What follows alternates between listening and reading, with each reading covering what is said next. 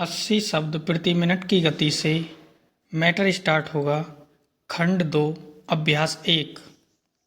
महोदय, पर्यावरण से तात्पर्य किसी एक व्यक्ति के परिवेश से नहीं, वरन व्यक्ति के, समाज के, राष्ट्र के और इस सारी पृथ्वी के ही परिवेश से है, जिसका प्रभाव व्यक्ति, समाज, राष्ट्र और सारे विश्व पर पड़ता है।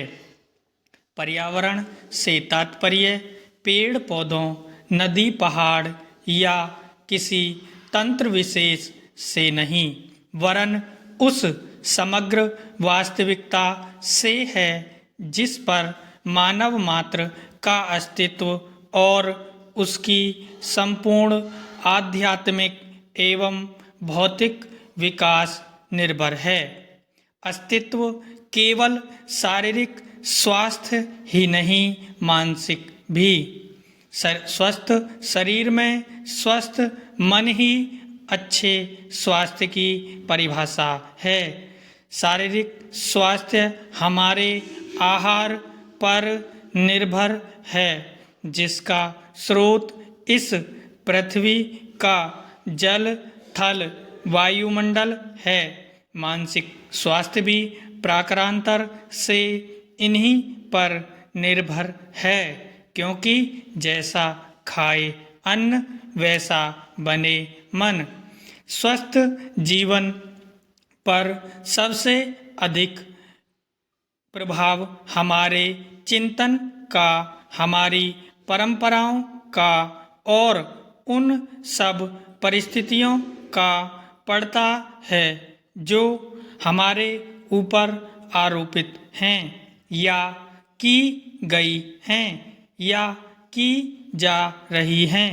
इसीलिए पर्यावरण या परिवेश में जल, थल, वायु ही नहीं, बल्कि वे सारे घटक महत्वपूर्ण हैं जिनका कुछ भी प्रभाव हमारे जीवन पर, हमारी क्रियाशीलता पर पड़ता है।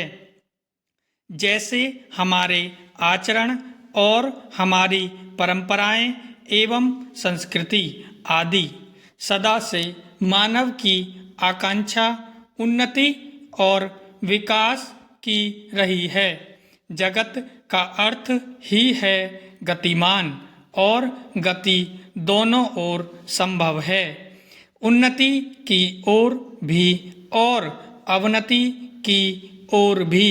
पहली को हम प्रगति कहते हैं, दूसरी को अगति, विगति, अधोगति या दुर्गति कह सकते हैं। वास्तव में मनुष्य ऐसा जटिल प्राणी है जिसमें अनेक विरोधाभासी और असंगत प्रतीत होने वाली प्रवृत्तियां और प्रतिक्रियाएं होती हैं। वह कानून और व्यवस्था की मांग करता है, किंतु चलचित्र, दूरदर्शन आदि में स्वतः भड़की हिंसा या खेलों में युक्तिपूर्वक की गई हिंसा अथवा अनीति से मंत्रमुग्ध भी हो जाता है। मनुष्य अपनी ही जाति या वर्ग के व्यक्तियों के प्रति प्राय बहुत अधिक प्रतिद्वंदी होता है, किंतु कोई बाहरी खतरा उपस्थित होने पर उनके प्रति हद से ज़्यादा सहयोगी बन जाता है। वह सड़कों पर या युद्धों में सामूहिक विनाश के प्रति उदासीन रहता है, किंतु किसी खान में फंसे हुए एक व्यक्ति या किसी कुएं में गिरे हुए एक बालक की रक्षा करने के लिए ढेरों साधन जुटा लेता है। कुछ विद्वान कहते हैं कि मनुष्य बंदर की संतान हो या ना हो, किंतु उसमें खालिस बंदर की द्वैध प्रकृति प्राय ही होती है। उसमें शाकाहारी बंदरों की भांति वृक्षों में उछल कूद करने की प्रवृत्ति होती ही है। साथ ही ऐसे बंदरों की स्वाभाविक जिज्ञासा भी होती है जो अत्यंत संगठित गिरोहों में रहते हैं और भांति भांति का मांस खाने में मजा लेते हैं।